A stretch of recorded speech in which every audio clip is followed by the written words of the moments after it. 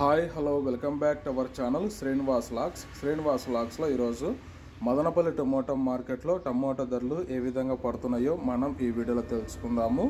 ఈరోజు 9వ తేదీ జూన్ నెల మదనపల్లి టమోటా మార్కెట్లో ఇప్పటివరకు జరిగిన యాక్షన్ ప్రకారము టమోటా ధరల విషయానికి వస్తే ధర అయితే పెరగడం అయితే జరిగింది. ఇంకా ప్రారంభ కాయలు, ఈ పొడి కాయలు, జ్యూస్ కాయలు, అన్క్వాలిటీ టమోటాలు, ఈ థర్డ్ క్లాస్ కాయలన్నీ 200 నుంచి 300 రూపాయల లోపు అయితే టమోటా ధరలు అయితే పలకటం జరుగుతూ ఉంది.